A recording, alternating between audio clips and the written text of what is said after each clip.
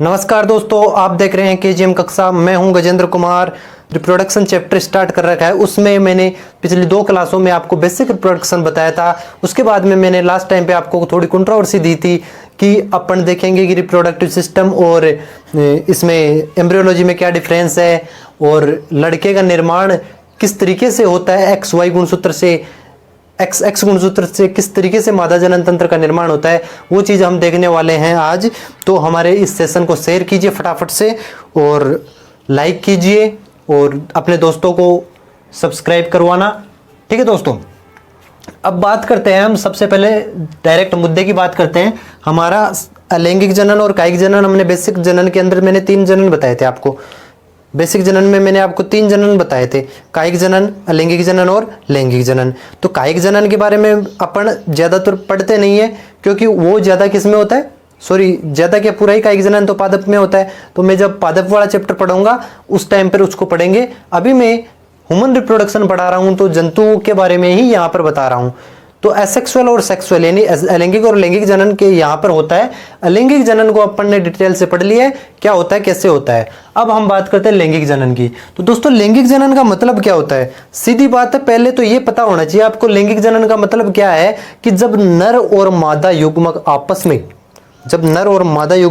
में क्या कर देते हैं, संलयित हो जाते हैं, संयुग्मित हो जाते हैं। जब वो प्लस माइनस कहते हैं ना, एक नर युग्मक और मादा युग्मक को प्लस माइनस के जैसे अट्रैक्शन रहता है उनके अंदर, तो वो आपस में चिपक जाते हैं, छोड़ते भी नहीं है, छुड़ाने से भी नहीं छोड़ते हैं। एक बार चिपकने के बाद में फिर तो कुछ नया बाई प्रोडक्ट लेके ही छोड़ेंगे।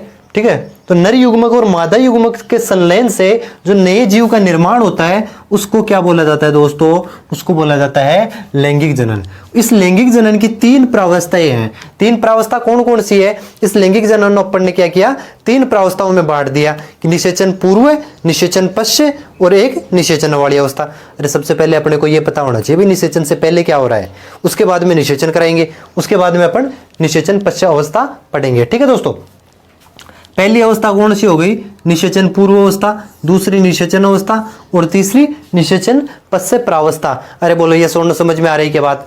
ठीक है, अब मैं बात कर रहा हूं। देखो, एक सुंदर सा मेल है, एक सुंदर सा मेल है जिसका नाम कुछ भी होगा, एक सुंदर सी फीमेल है। इन दोनों के बीच में बड़ा प्रेम है, प्रेम होता है। प्रेम होने के बाद में जब शादी होती है, शादी होने के बाद में कि जो ये स्पर्म और ओवम है ये भी आपस में एक मेल और फीमेल के जैसे ही बिहेव करते हैं। ये भी एक बार जब इनके बीच में भी बहुत बड़ा अट्रैक्शन भी है और बहुत बड़ा कंपटीशन भी है। आप और हम क्या कंपटीशन झेलेंगे जी भाई साहब? एक 3-4 करोड़ ये कंपटीटर है, इसके पास में एक है। एक ओवम के पास में जब 3 से 4 करोड़ कंपटीटर आते हैं, मिलता एक पोस्ट है और 3 से 4 करोड़ कैंडिडेट है। वो आपस में लड़ते हैं, भागते हैं, मरते हैं, काटते हैं, मारते हैं और लास्ट में जाकर के एक है जो पहुंच जाता है किसके पास में? ओवम के पास में। और वो क्या बना लेता है? वो अपना बाई प्रोडक्ट निकालेगा यहाँ से, इस कंपनी के साथ में डील करता है और डील करने के बाद में अपना प्रोडक्ट निकालता है जिसको बोलते हैं जाइगोट। ये दोनों आपस में मिलते हैं, जाइगोट बनाते हैं। तो दोस्तों, यहां से लेकर के यहां तक की प्रक्रिया, युग्मनज के बनने से लेकर के युग्मक के बनने से लेकर के युग्मनज के बनने तक की जो प्रक्रिया होती है उसको हम रिप्रोडक्टिव सिस्टम में पढ़ते हैं। उसके अंदर चाहने वाले अंगों को अपन रिप्रोडक्टिव सिस्टम में पढ़ते हैं। उसके बाद में युग्मनज बनता है, युग्मनज में विदलन होंगे, क्या होंगे? विदलन, क्लीवेज होगा, विदलन होगा और मोरुला अवस्था आएगी, ब्लास्टुला अवस्था आएगी, ब्लास्टोसिस्ट अवस्था आएगी, गैस्ट्रुला अवस्था आएगी। गैस्ट्रुला के बाद में संरचना विकास गतियां होती है, उसमें अंगों का विभेदन होगा और दोस्तों उसी प्रकार से नए अलग अलग अंगों का निर्माण हो जाता है। गैस्ट्रुला अवस्था में आने के बाद में ही हमारे अलग अलग अंग बनता है, अंगों का विभेदन होता है, सिर अलग होता है, हाथ अलग होते हैं, पैर अलग होते हैं, मतलब हर अंग अलग अलग होता है। ये गैस्ट्रुलेशन के दौरान होता है। ठीक है दोस्तों, अब बात कर रहा हूं मैं कि जो रिप्रोडक्टिव सिस्टम है उसके अंतर्गत क्या पढ़ेंगे अपन। तो रिप्रोडक्टिव सिस्टम में 2 प्रकार के ऑर्गन्स पढ़ेंगे अपन। इसके अंदर चाहने वाले ऑर्गन्स कौन कौन से हैं? प्राइमरी सेक्स ऑर्गन, प्राथमिक जनन अंग और सेकेंडरी सेक्स ऑर्गन या द्वितीयक जनन अंग। देखो मैं क्या बता रहा हूं, ये क्या है? Reproductive system. इस रिप्रोडक्टिव सिस्टम के मैंने 2 पार्ट बनाए हैं। इस रिप्रोडक्टिव सिस्टम के मैंने दो पार्ट बनाए हैं। कौन कौन से पार्ट बनाए? प्राइमरी सेक्स ऑर्गन और सेकेंडरी सेक्स ऑर्गन। ठीक है दोस्तों, तो प्राइमरी सेक्स ऑर्गन है वो कौन सा होगा? मतलब प्राथमिक जनन अंग कौन है? तो मेल में अलग होगा, फीमेल में अलग होगा। तो मेल में प्राथमिक जनन अंग कौन है? टेस्टिस होता है। वेरी इंपॉर्टेंट है, कई बार एग्जाम में आया वो क्वेश्चन है, मेल का प्राथमिक जनन अंग कौन सा होता है? टेस्टिस या वृषण होता है, याद रखना, वेरी इंपॉर्टेंट है। ठीक है दोस्तों, कई एग्जामों में क्वेश्चन पूछा हुआ है, फीमेल का प्राथमिक जनन अंग कौन सा होता है? ओवरी होता है, ओवरी या अंडाशय, ये भी कई एग्जामों में आया हुआ है। अब मैं कहूं कि इसका कार्य क्या है, प्राथमिक जनन अंग का कार्य क्या है? तो प्राथमिक जनन अंग का कार्य क्या होता है? अरे भैया, वृषण और अंडाशय का क्या काम होता है? वृषण शुक्राणुओं को उत्पन्न करता है, अंडाशय अंडाणु को उत्पन्न करता है। तो क्या ये दोनों युग्मक नहीं है क्या आपस में? तो ये युग्मक का निर्माण करेंगे। इसका कार्य क्या हो गया? एक तो युग्मकों का निर्माण करना, और इसके साथ में ही ये अंडाशय और वृषण हार्मोन्स का स्रावन भी करते हैं, एंड्रोजन, इससे वृषण टेस्टिस, वृषण से एंड्रोजन हार्मोन स्रावित होते हैं, और ओवरी से प्रोजेस्ट्रोजन और एस्ट्रोजन हार्मोन स्रावित होते हैं, आपको पता है। तो लैंगिक हार्मोन है ये, तो लैंगिक हार्मोन का स्रावण। तो इनका कार्य क्या? प्राथमिक जनन अंग का लैंगिक हार्मोन का स्रावण करना और युग्मकों का निर्माण करना। उसी तरीके से अगर मैं कहूं सेकेंडरी सेक्स ऑर्गन, द्वितीयक जनन अंग, तो द्वितीयक जनन अंग के कार्य क्या है? पहली बात तो कौन कौन से है द्वितीयक जनन अंग वो देखेंगे। तो मेल में अलग होंगे द्वितीयक जनन अंग। मेल में कौन से हैं भाई? वृषण से आगे के सारे जो भी ऑर्गन्स आ गए, वृषण के अलावा रिप्रोडक्टिव सिस्टम के सभी अंग है वो सेकेंडरी सेक्स ऑर्गन में आते हैं। उनमें कुछ के नाम लिख रखे मैंने, जैसे कि एपिडिडाइमिस अधिवृषण होता है, एपिडिडाइमिस अधिवृषण है, वासा डिफरेंस है यानी शुक्रवाहिनी शुक्रवाहिका, और इजाकुलेटरी डक्ट है, इजाकुलेटरी डक्ट को बोलते हैं स्खलन नलिका, पेनिस यानी शिश्न है, असेसरी ग्लैंड जो सहायक जनन ग्रंथियां है, जैसे कि शुक्राशय, बल्बोयूरेथ्रल ग्लैंड, प्रोस्टेट ग्लैंड, ये तीनों ग्रंथियां जो कि सहायक जनन ग्रंथियां है, सहायक द्रव्य स्रावित करती है। ये जो सीमन आता है, सीमन में सिर्फ स्पर्म ही नहीं आते हैं, सीमन में केवल स्पर्म ही नहीं आते, और भी बहुत सी चीजें आती हैं, उन सबको ये एसेसरी ग्लैंड्स ही कवर करती है। उसी तरीके से फीमेल है, फीमेल के अंदर जो सेकेंडरी सेक्स ऑर्गन है कौन कौन से होंगे? ओविडक्ट हो गया यानी अंडवाहिनी हो गई, ओविडक्ट या अंडवाहिनी हो गई, सर्विक्स या सर्विक्स होता है, सर्विक्स को क्या बोलते हैं हिंदी में, बाद में जब डिटेल से पढ़ेंगे तब देख लेंगे। वेजाइना है यानी योनी, एसेसरी ग्लैंड्स है यानी सहायक जनन ग्रंथि है, उसके अंदर भी पाई जाती है। वो सब जैसे बल्बोयूरेथ्रल, सॉरी ये इसकी सहायक जनन ग्रंथियां होती है, उन सहायक जनन ग्रंथियों की भी अपन डिटेल में पढ़ेंगे। तो इस तरीके से आपको सिर्फ ये याद रखना है कि प्राइमरी सेक्स ऑर्गन मेल में कौन सा है, वेरी इंपॉर्टेंट। तो ये है, कई बार एग्जाम में क्वेश्चन इस तरीके से भी आ जाता है, 3-4 ऑप्शन दे देगा, इनमें से छांटिए मेल के सेकेंडरी सेक्स ऑर्गन कौन से है, फीमेल के सेकेंडरी सेक्स ऑर्गन कौन से है। हो सकता है ये भी आ जाए कि sex organ, secondary sex organ को छांटना हो, इसमें से 2 इसके दे दिए, 2 इसके दे दिए, 2 ये दे दिए, तो इनको काट के चारों को लगाना है आपको, क्योंकि अगर डिफाइन नहीं करेगा कि मेल और फीमेल का, तो आपको दोनों कंक्लूड करना पड़ेगा। ठीक है दोस्तों, इस तरीके से अब यहाँ पर जो सेकेंडरी सेक्स ऑर्गन है, द्वितीयक जनन अंग है, तो इन द्वितीयक जनन अंग का कार्य क्या है, ये क्या काम करेंगे? अरे यार, एपिडिडाइमिस से लेकर के आगे पेनिस तक का काम क्या होता है? युग्मक का परिवहन करना। जो स्पर्म बना है उसको कहाँ तक? मादा जनन तंत्र तक या वेजाइना तक या फेलोपियन ट्यूब तक वो सॉरी वेजाइना तक ही पहुंचाएगा ये, तो फिर आगे तो फेलोपियन ट्यूब पेरिस्टालसिस करके पहुंचा देगी। तो युग्मकों का परिवहन, इसका कार्य क्या है? युग्मकों का परिवहन और युग्मकों का संग्रहण और पोषण। जैसे कि एपिडिडाइमिस में शुक्राणु का संग्रहण होता है, पोषण होता है, वहां पर परिपक्वन होता है, तो वो काम कहाँ हो रहा है? सेकेंडरी सेक्स ऑर्गन में। तो यार क्वेश्चन बनाने वाले को क्वेश्चन चाहिए, कहीं से भी बना सकता है, कार्य से बना लेगा, इनका ये बता देगा कौन कौन से है, इनकी पहचान करवा लेगा। युग्मकों का परिवहन कहाँ होता है? सेकेंडरी सेक्स ऑर्गन में होता है। युग्मकों का निर्माण कहाँ होता है? प्राथमिक सेक्स ऑर्गन में होता है, प्राइमरी सेक्स ऑर्गन में होता है। युग्मकों का संग्रहण और पोषण कहाँ होता है? सेकेंडरी सेक्स ऑर्गन में होता है। तो इस तरीके से आप इस चीज को छाप लीजिए, और कोई चीज समझ में नहीं आई हो तो आप मेरे को कॉन्टेक्ट करके पूछ सकते हो। अब जो मेन मुद्दा है उसके बारे में मैं आपको बताने वाला हूं कि जो अपना लड़के और लड़की का विभेदन किस तरीके से होता है, वो चीज अपन पढ़ने वाले हैं। ठीक है दोस्तों, तो दोस्तों अपनी जो भ्रूणावस्था आती है, तो भ्रूणावस्था के दौरान, कब? जब भ्रूणावस्था आती है तो भ्रूणावस्था के दौरान अपनी जो मीजोड्रम यानी मध्य जनन स्तर होता है, उस मीजोड्रम से मेल और फीमेल दोनों में ही, मेल और फीमेल का तब तो पता नहीं चलता है, लेकिन जिसमें XX गुणसूत्र आया उसमें भी, जिसमें Y गुणसूत्र आया उसमें भी, दो डक्ट का निर्माण होता है, दो नलिकाओं का निर्माण होता है। उन दो नलिकाओं का नाम है, एक का नाम मुलेरियन नलिका होता है तो एक का नाम वोल्फियन नलिका होता है।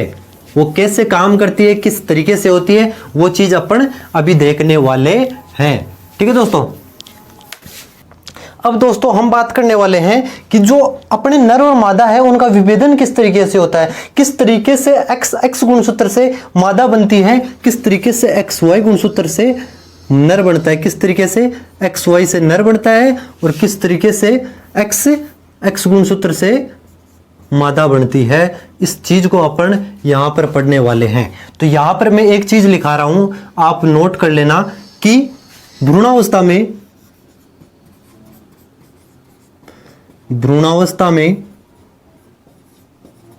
नर व मादा में दो नलिकाओं का निर्माण होता है।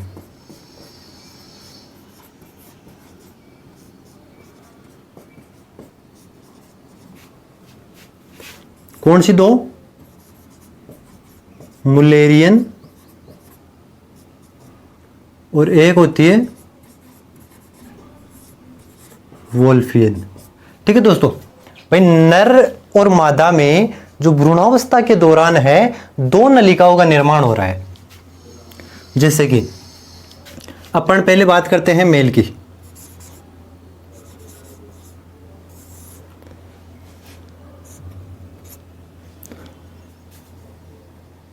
ठीक है, जैसे मान लो ये 2n जाइगोट है। इस 2n जाइगोट के अंदर कौन है? एक्स और वाई क्रोमोसोम है, एक्स वाई गुणसूत्र है। एक तरफ ले लेता हूं मैं 2n जाइगोट जिसके अंदर एक्स गुणसूत्र है।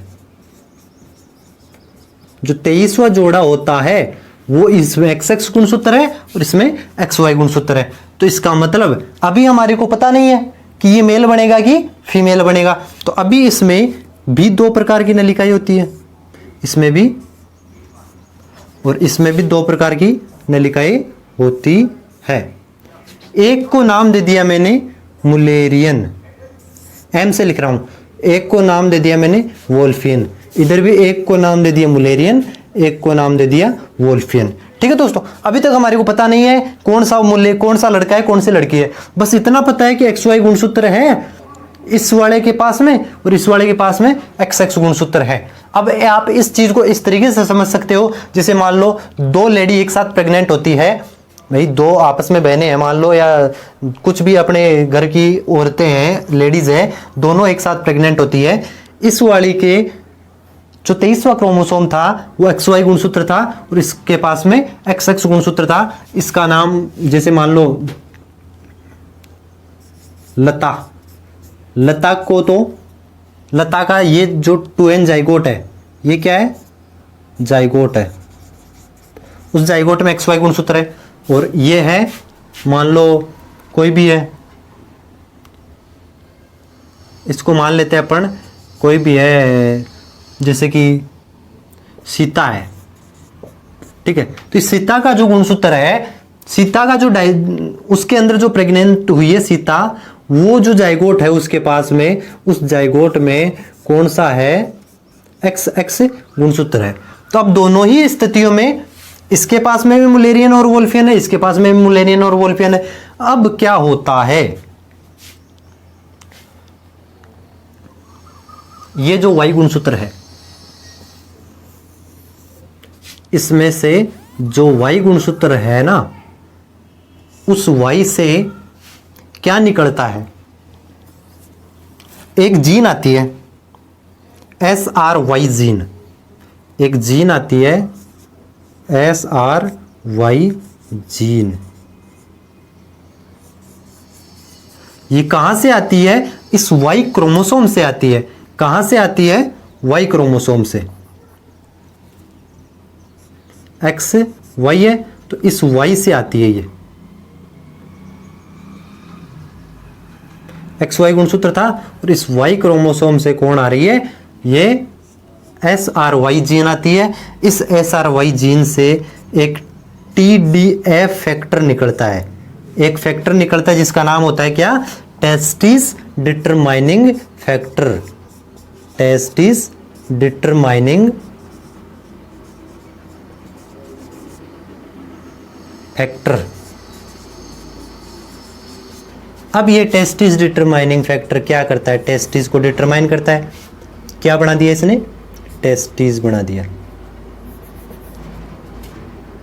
क्या बना दिया, टेस्टिस बन गया। अब टेस्टिस बन गया तो आपको पता है दो प्रकार की कोशिकाएं होती है टेस्टिस में, एक सर्टोली कोशिका और एक लैडिक कोशिका। तो सर्टोली कोशिका और एक बनेगी क्या, लैडिक कोशिका। अब लैडिक कोशिका से आपको पता है क्या बनता है, ये इधर मान लो लैडिक सेल है, लैडिक कोशिका, एक तरफ है सर्टोली। तो जो लैडिक कोशिका है वो लैडिक कोशिका आपको पता है कौन सा हार्मोन स्रावित करती है, टेस्टोस्टेरोन, टेस्टोस्टेरोन।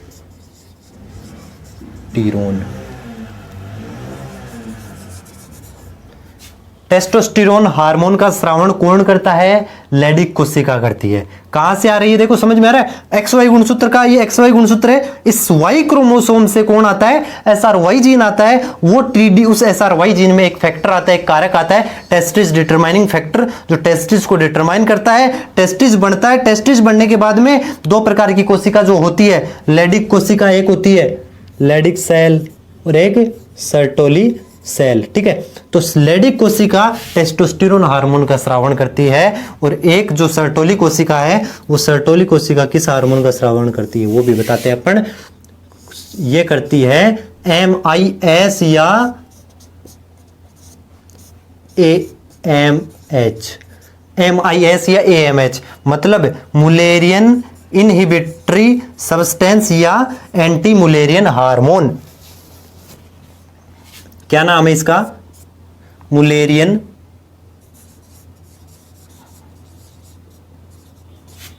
आई का मतलब हो गया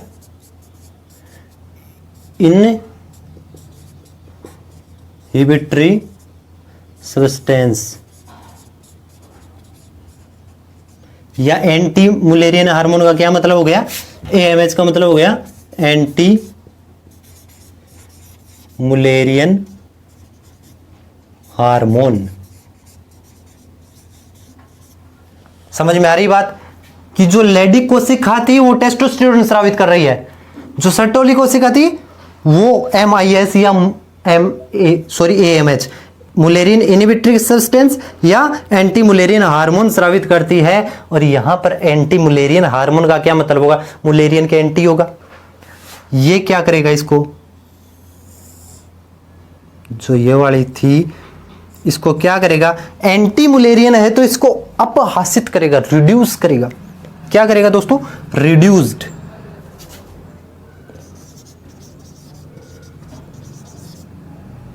रिड्यूस्ड का मतलब क्या होता है,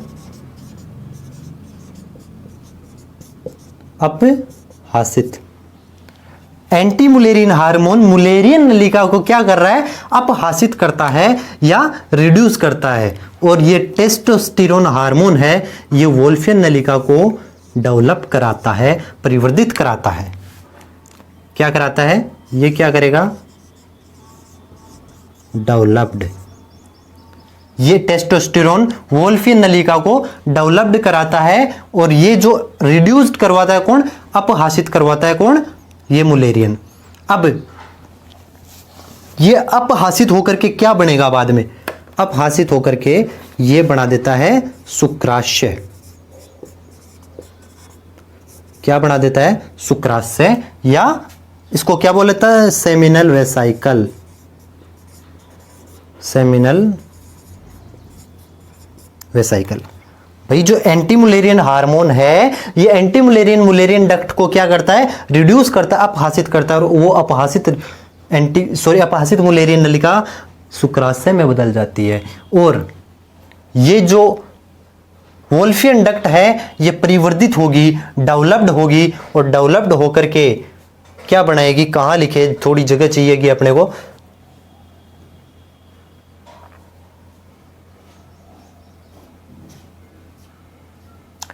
ये मैं इधर लिख देता हूं। ये क्या बना लेती है, some part of urinary bladder,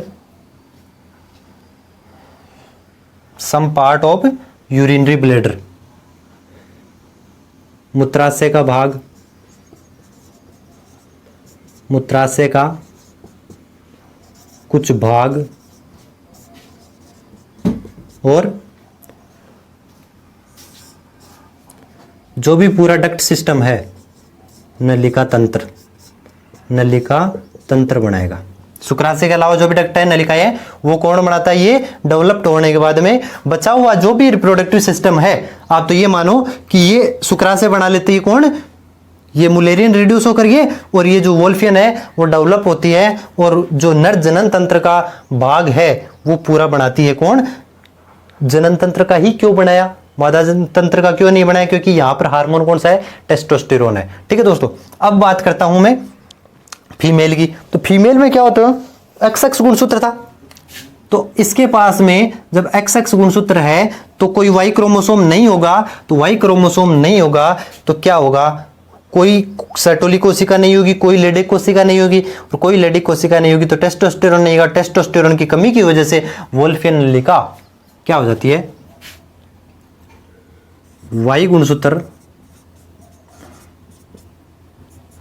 गुणसूत्र की कमी के कारण टेस्टोस्टेरोन की कमी होती है, जिससे वोल्फियन नलिका क्या हो जाती है, वोल्फियन नलिका विकसित हो जाती है। सॉरी, विकसित नहीं होगी, वोल्फियन तो विकसित इधर हुई थी, वोल्फियन नलिका रिड्यूस्ड हो जाती है, रिड्यूस्ड होती है। ये क्या हो रही है, यहां पर XX गुणसूत्र है तो Y गुणसूत्र की कमी के कारण ये क्या होगी, रिड्यूस्ड होगी। ठीक है, रिड्यूस होकर के बना लेगी ये जो मूत्राशय की भित्ति है उसको, और कुछ पार्ट मूत्राशय की भित्ति का, यानी some part of urinary bladder and some part of urinary wall. तो मूत्राशय की भित्ति का कुछ भाग, यहां पर लिख दूं मैं, कुछ भाग मूत्राशय का, कुछ भाग मूत्राशय की भित्ति, और कुछ भाग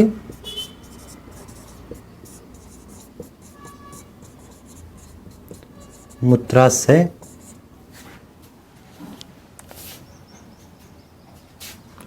मूत्राशय का। ठीक है, अब उसी तरीके से अगर देखो इसी को लेकर के आपको उसको समझना है, भाई लेडिक कोशिका नहीं थी तो सर्टोली कोशिका, टेस्टोस्टेरोन नहीं आया, टेस्टोस्टेरोन नहीं आया तो ये वोल्फियन डेवलप नहीं हो रही थी।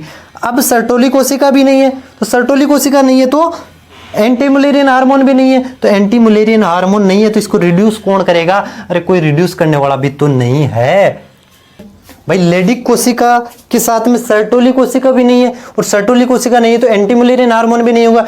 एंटी मुलेरियन हार्मोन की कमी से क्या होगा, ये विकसित होगी, और विकसित होकर के ये नलिका तंत्र बना लेगी कौन, मुलेरियन। अब देखो एक बार और समझ लो इसको ध्यान से, कि जो XY गुणसूत्र था, तो XY गुणसूत्र में से Y जीन, Y क्रोमोसोम, तो Y क्रोमोसोम में SRY जीन आती है। SRY जीन से कौन निकलता है, testis determining factor. Testis determining factor निकलता है जो कि टेस्टिस को डिटरमाइन करता है। टेस्टिस को डिटरमाइन करेगा, ये हाथ से टेस्टिस दो प्रकार की कोशिका बनाती है, लेडिक कोशिका और सर्टोली कोशिका। लेडिक कोशिका टेस्टोस्टेरोन हार्मोन का स्रावण करती है, और सर्टोली कोशिका एंटी मुलेरियन हार्मोन का स्रावण करती है। तो जो लेडिक कोशिका टेस्टोस्टेरोन हार्मोन का स्रावण कर रही है वो क्या होगी, वो टेस्टोस्टेरोन को क्या करती है, टेस्टोस्टेरोन डेवलप करता है किसको, वोल्फियन नलिका को, और वोल्फियन नलिका को विकसित करेगा तो उससे क्या बनेगा, मूत्राशय का भाग बनता है और पूरा नलिका तंत्र बनेगा। समझ में आ रही बात। अब जो सर्टोली कोशिका है, सर्टोली कोशिका क्या स्रावित करती है? मुलेरिन, एंटी मुलेरिन हार्मोन या मुलेरिन इनहिबिटर सब्सटेंस। अब ये एंटी मुलेरिन नाम से पता चल रहा है, ये मुलेरिन नलिका को रिड्यूस करेगी, अपहासित करेगी, जिससे क्या बनता है? शुक्राशय बनती है, सेमिनल वेसाइकल बनती है। ये तो सिस्टम हो गया। इस तरीके से नर जनन तंत्र का निर्माण हो गया वाई क्रोमोसोम के कारण। समझ में आ गई? अब फीमेल की तरफ चलते हैं। तो फीमेल के अंदर XX गुणसूत्र है, तो XX गुणसूत्र के पास में वाई गुणसूत्र नहीं है, और वाई गुणसूत्र की कमी के कारण, वाई गुणसूत्र नहीं है तो यहां पर कोई SRY जीन आएगी क्या? वहां पर कोई जीन नहीं आएगी। फीमेल में अगर ये नहीं है तो कोई TDF नहीं बनेगा, कोई टेस्टोस्टेरोन नहीं बनेगा, कोई टेस्टोस्टेरोन नहीं बनेगा, कोई सर्टोलिक सेल या लेडिक सेल नहीं बनेगी। और जब सर्टोली सेल, लेडिक सेल नहीं बनेगी, टेस्टोस्टेरोन भी नहीं बनेगा, और टेस्टोस्टेरोन भी उधर नहीं बनेगा, तो क्या ये डेवलप हो पाएगी क्या? अरे ये टेस्टोस्टेरोन के प्रभाव के कारण डेवलप हुई थी वोल्फियन नलिका, और बना रही थी क्या? अब यहाँ उधर तो फीमेल में जब टेस्टोस्टेरोन ही नहीं होगा, क्योंकि लेडिंग कोशिका नहीं है, तो नहीं होगा, तो फिर ये डेवलप नहीं हो पाएगी, और ये क्या हो जाती है? अपहासित हो जाती है, रिड्यूस हो जाती है। देखो यहाँ पे बढ़ा रखा है वाई गुणसूत्र की कमी के कारण टेस्टोस्टेरोन की कमी होती है, जिससे वोल्फियन नलिका रिड्यूस हो जाती है। रिड्यूस होकर के कुछ भाग वो मूत्राशय की भित्ति का बनाती है, और कुछ भाग मूत्राशय का बनाती है। ठीक है दोस्तों। अब उसी तरीके से अगर एंटी मुलेरियन हार्मोन है, उसके अंदर भी एंटी मुलेरियन हार्मोन की, उसी तरीके से एंटी मुलेरियन हार्मोन की कमी से, क्योंकि लेडिक सर्टोली सेल नहीं है तो एंटी मुलेरियन हार्मोन नहीं होगा, एंटी मुलेरियन हार्मोन की कमी होगी, तो क्या कोई इसको इधर तो कौन एंटी मुलेरियन रोक रहा था मुलेरियन नलिका को, अब यहाँ पर कोई रोकने वाला नहीं है, फीमेल में कोई रोकने वाला नहीं है, तो ये विकसित होगी। एंटी मुलेरियन हार्मोन की कमी से ये विकसित होती है और नलिका तंत्र बनाती है। पूरा डक्ट सिस्टम है फीमेल का, ओविडक्ट वगैरह वो सारा बनाती है। इस तरीके से मादा जनन तंत्र का निर्माण होता है। तो ये जेन्युइन कारण होता है, ये मेन कारण होता है नर और मादा जनन तंत्र का अलग अलग बनना वाई गुणसूत्र और एक्स गुणसूत्र के द्वारा। अरे समझ में आ गई होगी मेरे ख्याल से बात। अगर समझ में आ गई, अगर कुछ भी आपको अच्छा लगा हो, आपको मेरे कंटेंट में दम लगा हो, और आपको लगा हो कि मेरे को यार कुछ तो ज्यादा बेनिफिट हुआ है, कुछ नॉलेज हुआ है, कुछ एक्स्ट्रा चीजें मेरे को क्लियर हुई है, तो आप मेरे चैनल को प्रमोट करवाओ, सब्सक्राइब करवाओ, लाइक करो, शेयर करो अपने दोस्तों को, उनको भी थोड़ा बेनिफिट करवाओ। ठीक है दोस्तों, आप इसको छाप लो, उसके बाद में अपन अगली क्लास में कल देखेंगे आगे की प्रोसेस। ठीक है दोस्तों, बाय बाय।